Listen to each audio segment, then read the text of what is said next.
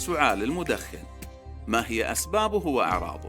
وما هي سبل الوقاية منه؟ وما هي العلاجات الطبية أو المنزلية التي يمكنك استخدامها؟